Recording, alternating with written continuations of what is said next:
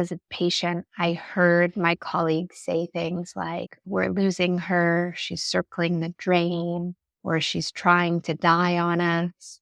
All of these statements that felt like they were attributing blame to me, in a sense. There was difficulty with the emotional aspects of the care as well. The sort of, you're so lucky to have survived, so I'm not going to attend to any of the grief that I think is pretty common. The voice you just heard was Dr. Rana Awdish, and she's about to tell her story of how she went from physician to patient and what that journey taught her and how she's transformed her own care practice and teaches other physicians. Yes, she was a patient who lost an unborn child.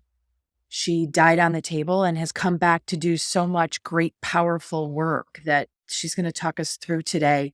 And yet, one of the things that I took away was these messages are not just for physicians and those in the medical community, but for all of us. It's not just the big things, but the small things that make a difference. So let's jump right into this. So it is my absolute honor and excited privilege to introduce Rana Awdish. Connie and I have been waiting for this podcast and preparing for this podcast for quite some time. I reread your book. I listened to several of the videos and interviews and commencement addresses in preparation for this. And I have to say, I wept several times. Just the other day, I finished one of your talks and was literally weeping and came in and said, "Are you okay?" And I said, "Yes, I'm okay. I'm preparing for this podcast. Our guest is going to be amazing." And I am so excited about not just your story and what you have done and how you will articulate to our audience, but how much good we can do together. So without further ado, please welcome the author of In Shock, the director of pulmonary hypertension program at the Henry Ford Hospital, and the medical director of care experience at Henry Ford Hospital System, and a lot more, Rana Awdish. Thank you very much, Harry. I've been looking forward to it as well. It's great Connie, for us because, we get to see you through the book, which I would say In Shock, a book to not read on an airplane, because I too cried more than a few times during reading it. But the fact that everything, I had so many aha moments, Rana, that were not as a physician, but as a mother, as a patient, and quite frankly, as a businesswoman. It's so many of the concepts are for everybody. And so we really look forward to unpacking that with you today. so before we allow you to talk, I want to say one more thing, which is our mission is that your wisdom, we believe, has so much more opportunity to help so many more people than just the medical audiences that you get to speak at frequently. I want to expand your message to more people. So that is my motive, that your wisdom, we can get into the heads and hearts of more people. I appreciate that. I appreciate the work that you're doing to spread these heliotropic principles and good in the world. And I think there's a lot of alignment. Medicine's sort of an easy target because there are lots of places that we can improve. Mhm. But as you said, there's resonance across a lot of different industries. That is the reason that we fell in love with you, i.e., your competence and achievement and story and what you are already doing. So would you mind just giving context for the audience? They don't know it. Yeah. I appreciate the opportunity to do that. I, just by way of background, wanted to be a physician from the time I was a child. Our family pediatrician saved my infant brother's life. And that was a really striking moment to see how knowledge could change the trajectory of someone's life and literally be life-saving if you could listen in the right way. And I went down the path of achieving that goal, undergrad, medical school, residency, and I chose critical care as my fellowship training because it really felt the most medicine-y medicine. It was just where all of the things were happening. And at the very end of my training, literally on the last day of my training, I got very sick myself. I was 7 months Yeah. pregnant, and I had what I didn't know was a tumor in my liver, and it burst. It was like a collection of blood vessels. So when it burst, I effectively lost all of my blood volume into my abdomen. And that night, really, in the hospital, died. I went into multi-system organ failure. I ended up on a ventilator. I was in horrible refractory shock. I got 26 units of blood cells, really my whole blood volume replaced multiple times over. And then for the next few months got to experience medicine very much from the other side of the bed. And to see this profession that I had really esteemed so highly and held in incredible regard, I saw how we got the technical aspects of the care just right, but there was like this gap. We had a really hard time attending to difficult emotions, sitting with suffering, knowing what to say, how to deliver serious news well. I saw a lot of the failures and I recognized myself in those failures. And that was really a motivation for me to be different when I went back. And you took that horror, and it was a long journey. You took that horror and you transmuted it. Tell people a little bit about, okay, so then you created this. How do we help residents in the medical ecosystem not do what I was exposed to? Maybe give a couple of examples because they're pretty prolific. Examples that you talked about at the end of the book or at one of the videos. Just amazing. Yeah, the first most apparent thing was just the language that we used around patients. So, as a patient, I heard my colleagues say things like, "We're losing her, she's circling the drain," or "She's trying to die on us." All of these statements that felt like they were attributing blame to me in a sense. Mhm. There was difficulty with the emotional aspects of the care as well, which was a little bit more subtle.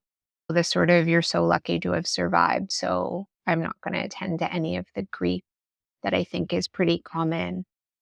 And so for me, the first ask of myself when I was well enough to do so was to learn communication strategies that could be in my own toolkit so that I could meet that challenge better. Over those whole 14 years of training, we devoted zero to communication. Zero.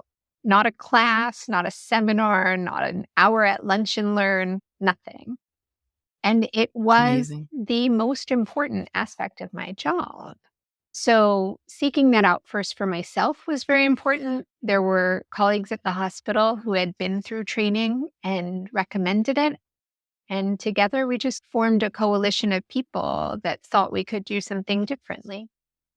And you created this magnificent training, which is offered to not just medical students, but actually residents, because they have to have some experience with patients so that they can learn how to do it better.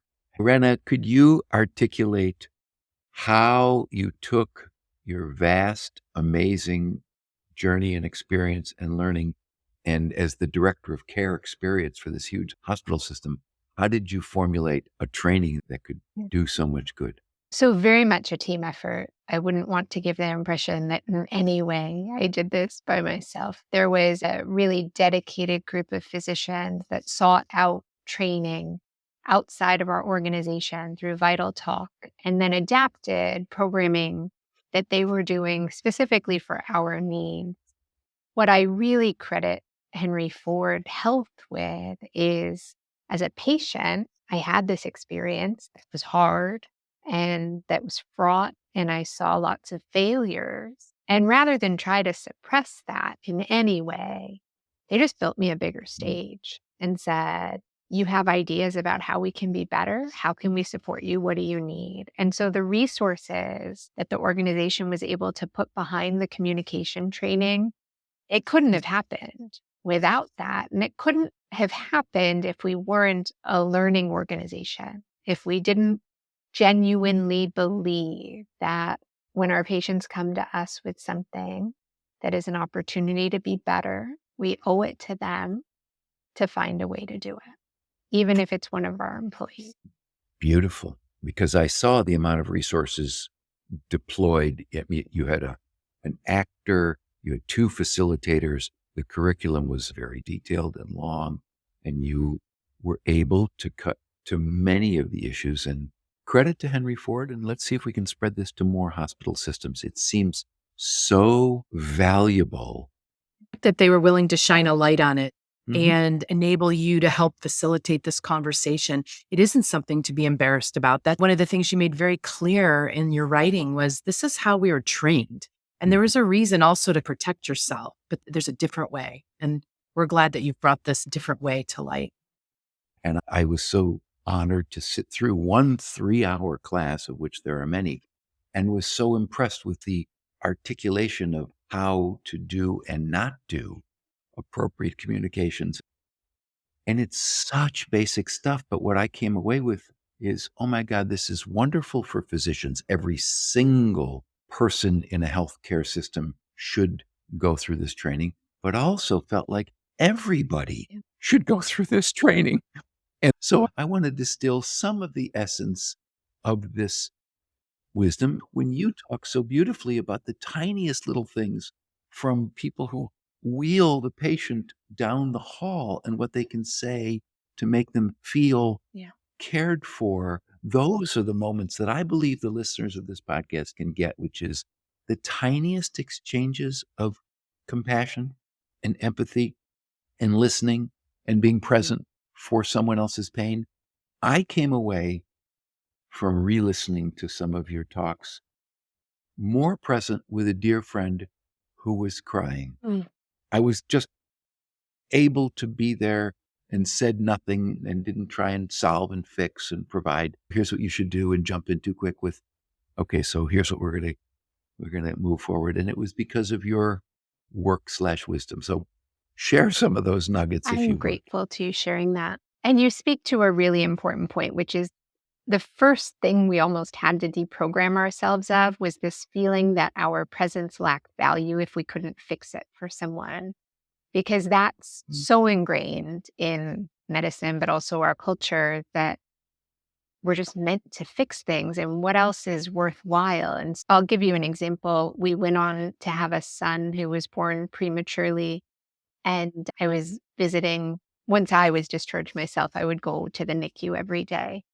And one day I pulled into the parking structure, and the parking lot attendant, who knew nothing more about me than that I drove in every day, said, I see you come here every day and you don't leave until after my shift is done. I sure hope whoever you're visiting gets through this okay.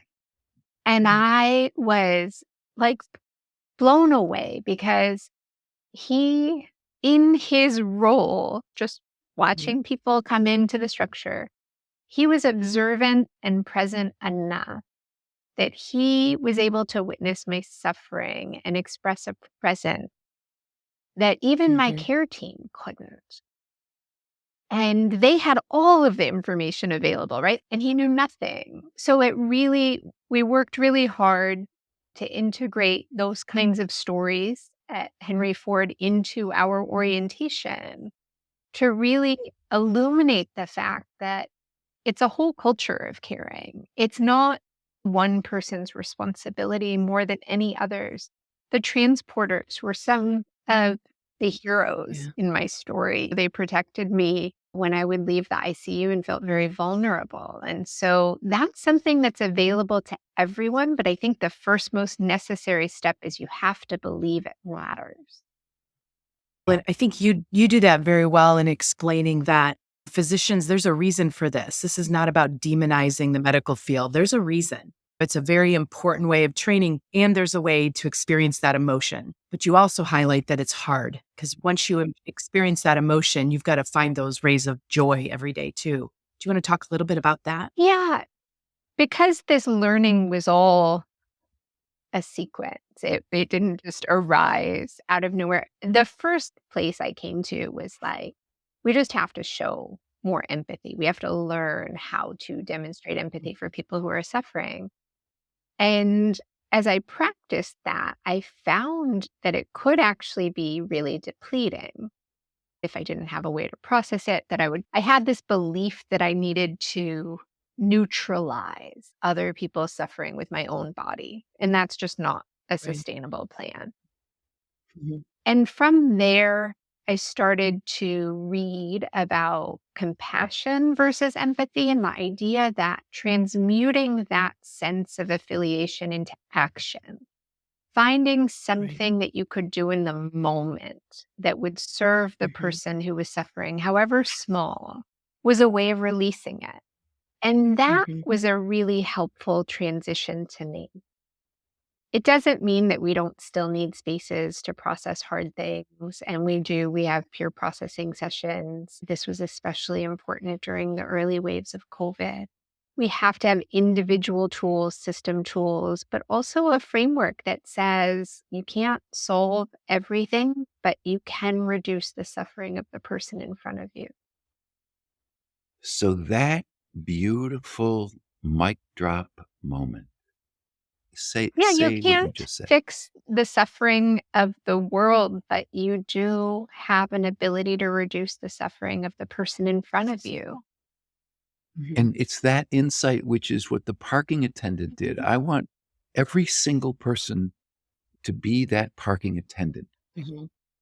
to 2 things. 1, to understand how important it is and to be vigilant for the person who's coming to the NICU. He didn't know where you were going, but that I want that to be our legacy. I gotta be that parking attendant. I don't even need I don't need to be a physician. If I'm a physician, I got so much I can be anybody whose eyes open and I can relieve the suffering of the person in front of me on the airplane and the train, and anywhere, anytime with the tiniest of gesture, a hand, a phrase. I want you to know I'm there for you. I just love the simplicity. And you also said that people have to know that it's really true empirically that this stuff Mhm. works. This is what we talked about Stephen Tresiak's work on compassion. I just reading him this morning. All the data shows that it's powerfully healing. Okay, but knowing isn't doing. And I do think that what you have shown in every time that I've both listened to you and in every conversation I've had with Mhm. you, you don't come off as the expert. You come off as a learner still learning how to do this. It's humbling work, no matter how many times you approach it with your little bag of tools and you feel ready, you always encounter something that's right at your learning edge that you hadn't considered, and you have to go back and see what else is available. So it's Oh, humbling work. now we know it's true. What have you seen work so that we can spread it more? It's the do more of that consciousness. In addition to valuing our presence when someone's suffering, I think understanding that listening, our attention is a form of devotion. And people feel that when they have your undivided attention and you let them work through something that's difficult for them. They're not actually expecting you to have a solution. I've found naming what I hear and reflective listening, repeating it back to people. It sounds like you're really worried, whatever the worry is. It sounds as if this is all feeling very scary. Just naming it can help align you with the person who can feel very isolated. And that alignment, that affiliation, I think it's the first step in helping the person to see that you're going to partner with them. That they will be the one to do the work, but you'll support them. Because we have trainees from all over the world, we try to offer many different skills that will be accessible because not everyone's going to feel comfortable based on their cultural background of saying, to an elderly person, "You seem really anxious." That might not be within their framework, but they may be very comfortable with statements of respect, of saying, "I'm so Mhm. impressed that you're here at your husband's bedside every day." There are many different entry points, but they have to feel resonant and true to the person who's expressing that. And so we work hard to Sure. help them identify what works for them. So I was able to attend the training, and it was 3.5 hours, and there was so much in it, and it was so well organized. There's a great acronym, which I could not repeat, but if you could articulate the Yeah. essence of the high points of the training, I think the listeners will go, that sounds great. I want to get some of that. Nutritious and delicious. What we try to offer the participants is a roadmap to difficult conversations, and we break it down into micro skills. So we start at the very beginning with a skill called Ask, Tell, Ask, which just trains participants that before you come in with news, find out what the person knows already. So it can be something as simple as, could I ask you what your other doctors have told you so far? And then the tell part is making sure that you give a very brief headline statement without jargon so that someone can absorb what is undoubtedly serious news. And later in the conversation to ask and assess for understanding, how might you tell your family when you go home about what we discussed today? So I can judge my own communication and its effectiveness. That comes at the beginning. Then there's a lot of work around just how do you attend to emotion? And there we use the NURSE acronym. So you can name it. You can offer statements of understanding, of respect, of support.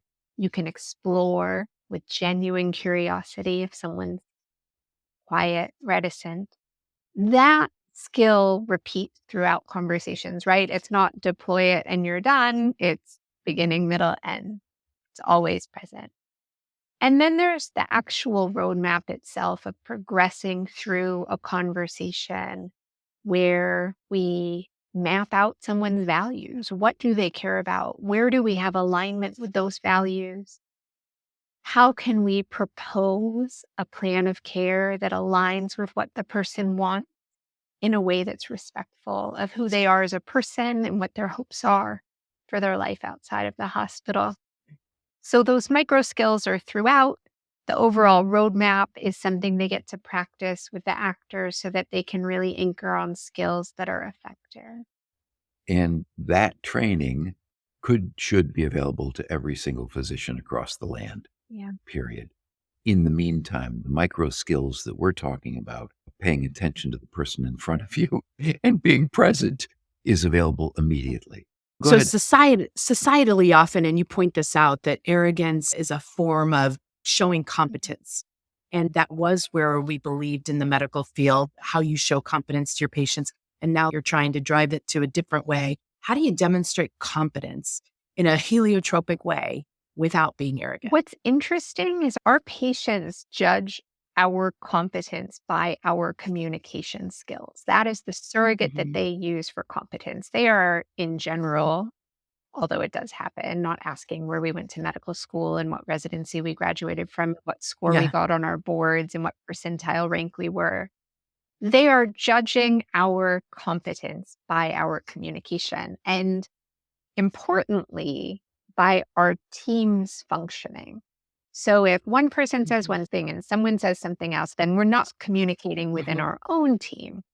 Having that set as our intention of communicating with one voice in a clear way, without jargon, that is understandable, at a pace that is acceptable for the person who is going through a hard thing, that builds trust in a way that relates to competence, I think, at even a Mhm. higher level.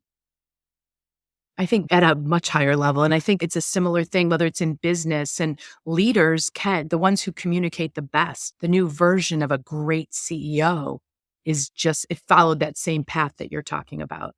Or in any role, I'm thinking about Mhm.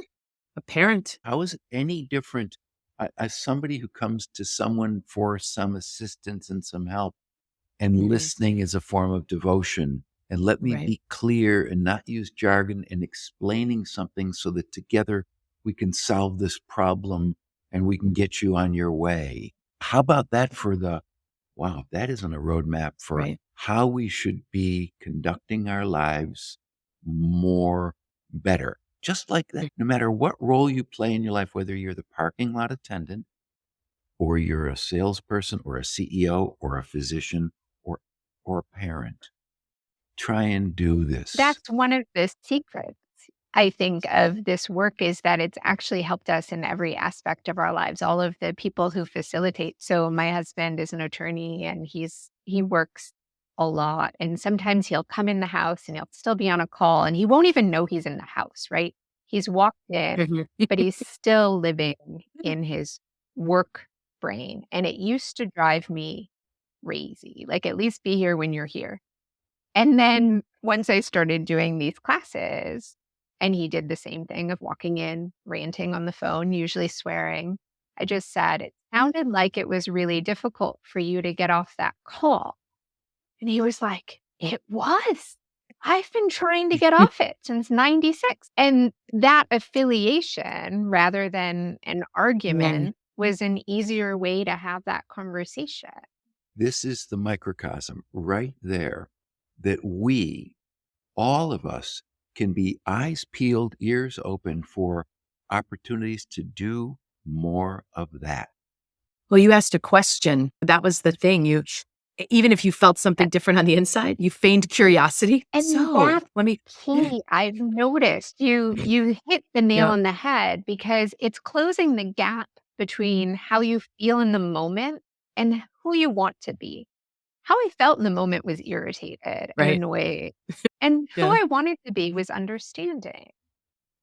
Yeah, And exactly. this is the essence, is being the person that you want to be, remembering who you are, vote in the direction of the person you want to be. I don't want to be an irritated, angry spouse who, why are you Right. on the phone when you come in? Wait a minute. How would I?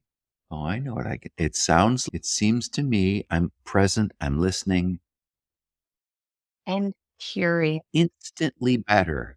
Curious, not judgmental. And Yeah. curious became the most important thing, honestly, during the pandemic, because having curiosity about people who had totally different beliefs than me, Mhm. who thought Yeah. COVID was a conspiracy after we'd suffered a Mhm. lot in the ICU, watching Mhm. so many people lose their lives. Just asking, what has this experience been like for you? And hearing from my patients that they weren't allowed to see their grandchildren because they wouldn't get vaccinated or they felt disposable because the world just wanted to go on with its economic work without them in the way. Hearing genuinely from a place of curiosity about how they got to where they got to emotionally really helped to form a new place to start from, because if they felt isolated, I also had felt isolated for a different reason, but we shared that in common. And that was a starting point. If they felt disposable, I had also felt pretty disposable as a healthcare worker. We had that in common. And finding those areas of commonality, I think all of us could do well to do more of that. I think that's a great point. And we certainly found that during the pandemic, having curiosity for the experiences of others was one of the most important things.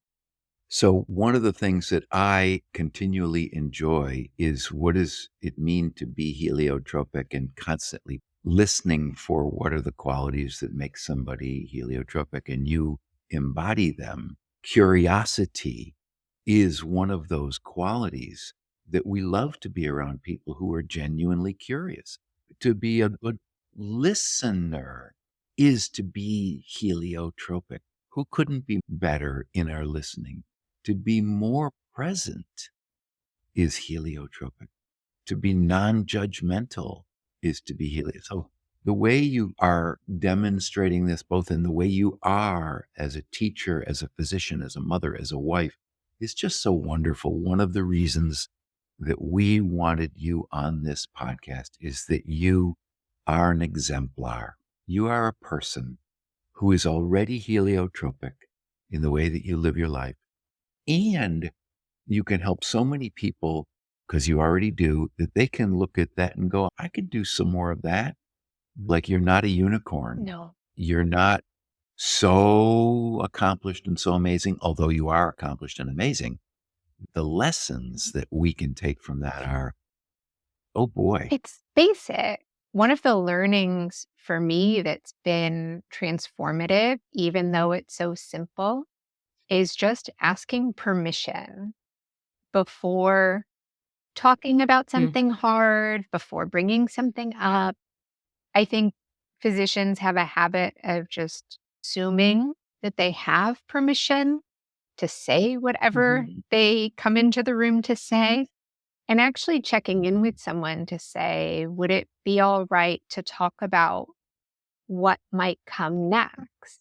And letting them think for a moment of whether they have the capacity to have this conversation, because I think medicine, unfortunately, the world tends to overvalue efficiency and not the actual connectedness that can come from a Mhm. conversation.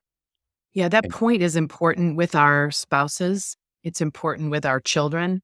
Carrie and I talk about this with adult children. We don't have the right to just assume they want our opinion and they'll let us know. So we're pretty careful about that.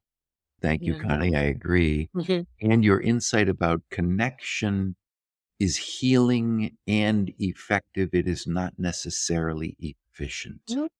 It does take some time to build connection, but it's really healing and good for both communication, understanding, aligning of values, creating a shared desired outcome together. It is simple, but it does take a little bit of time, just a little bit of it. I get pushback in medicine about that exact thing. So I've come to separate efficiency into authentic efficiency, where you actually accomplish the thing that you set out to do, and just efficiency for the sake of the clock. I can have an efficient visit with a patient in 5 minutes. There is no way they're going to take the medication I prescribe, know what the side effects are, know when to call me, know what the red flags are. It was efficient, didn't accomplish a thing. It actually, Stephen in his book Compassionomics talks about the fact that there is good data that shows it doesn't actually take more time to be compassionate in an encounter. And I thank him for this, because I tell every physician someone feels acknowledged, feels seen, and feels heard. They're not going to have the need to reverse back to the beginning of the story and tell you all over again, which we all experience all the time because someone doesn't think you listen. It's a way of diffusing some of the big emotions, and it actually leads to shorter encounters. That's interesting. I didn't know that. It makes sense though, because people don't feel like they're trying to tell you Mhm. again. They want to make sure they're heard. Like That's a really customer service call. Like, how many times have you repeated, no, I already told you? This is what we mean by the metaphor of salt on roots. We're talking about when you salt someone's roots, you make them feel crappy. Many ways you can do that. One of them is not to listen. One of them is to be so focused on efficiency that you don't express compassion and make them feel that you care for them. So, this simplistic metaphor is what I can remember and come back to. How did I make my wife feel? How did I make the person in front of me feel? And that is either Mhm. I was sun on their leaves or salt on their roots, and you get this completely. I've found this to be so helpful because often our suffering is very real, even when we're bystanders to a trauma. We're feeling something, but checking ourselves as to whether it's appropriate in that moment for us to express our suffering if the person in front of us is more impacted, I think is really critical. Yeah, because the aha moment for me is hearing physicians say to you how your tragedy was making them feel, or they were so afraid you almost died on them. And it's that we do it in a much less significant way every day in which we express how we feel about somebody else's And I'll tell you, difficulties. that's a mistake that I still make to this day. I catch myself telling a patient that I care a lot about, you really scared me. And I don't mean it in terms of you should feel bad for scaring me. I have to reprogram myself to say, everyone here was really behind you last night. We know it was a rough night. But some of these patterns of speech are just so ingrained that having an awareness about them. So, on a meta level, you're watching yourself as you speak and can Mhm. recalibrate is important. But if you don't recalibrate in time, how do you recoup? It's funny. I've come to allow myself to be human with my patient. So I Great. have in real time said, you know, that came out wrong. I am sorry. Would you allow Yep. me to start again? Mhm. I'm thinking of a patient I had who I just walked into her room assuming her life wasn't worth living. I made an assumption based on the fact that she had terrible metastatic disease that was not allowing her to eat, not allowing her to sleep, keeping her in constant pain. And I went in saying, "My goodness, what you've been through, and now not to be able to eat. How awful." And she was like, "That's not how I feel. This treatment didn't fail. It got me 6 more years." And she just corrected me. And I said, "I'm so sorry I made assumptions based on your chart. Can we start over?"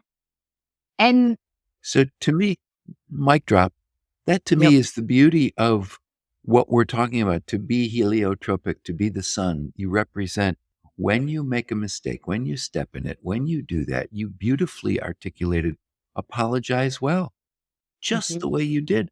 Can we start over? That came out wrong. Let's start over. I love that because we are all going to do that. We're going to make that mistake. And wouldn't it be cool if we could see it just like that? I I find self-compassion within that. So releasing the need to be perfect in every moment, Great. Mhm. to acknowledge I'm growing and human and not perfect by any means. That's really nourishing for me. I release a lot of things that would otherwise hold me back. Do you find that harder to do at home with your husband and son? It's always harder in your personal life because I think you release some measure of vigilance. These aren't viewed as high stakes conversations in the way that some of my conversations are at work. But my husband, by training, does negotiation. So he's often the more sane person in a conversation. And that's okay. Yeah, that is good. We know each other. Love it. Can you give people the background and the context, but the story, the quote that seared in my brain is, may we metabolize our pain so that it softens our hearts. And the story that you told about your son, Yeah. Yeah. that was the moment that really made that happen for all of us. So give our listeners that gift.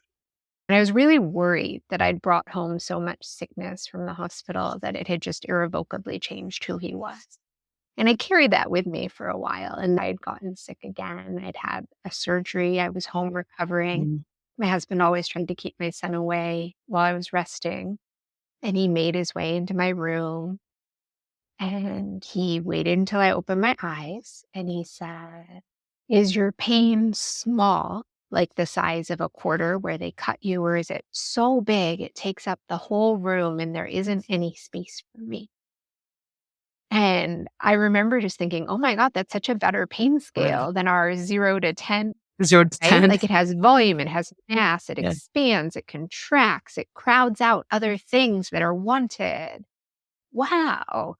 And it was then that I saw that my worries about his capacity, even my own capacity to go through hard things, were really unfounded. They were just fears, and that we all have the ability to metabolize the hard things into something different, into meaning, Yep. into an understanding of how to be with someone who's in pain. And that ability to just assess the situation, understand how to function within it, regardless of the constraints, and accept it. It was so much more welcoming than the kind of petty accounting I was doing of my own ability to parent Mhm. him.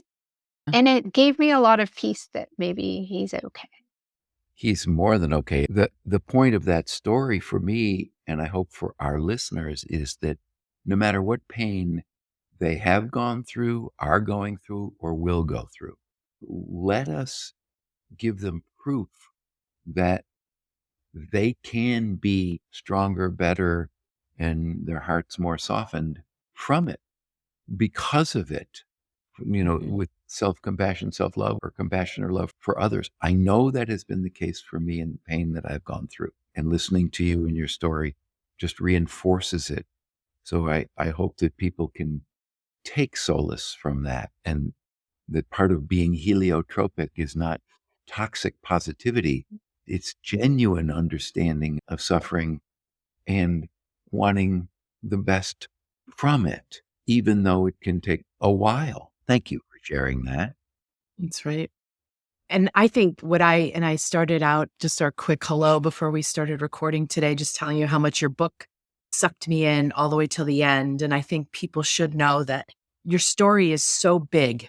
We've broken it down to some really important principles. And it's so important to us that we reflect back that the light that you've brought out of this crazy journey Right. that I can't even imagine 8 years of healing like you had to, and the joy after the grief and all of that, the book tells so much more.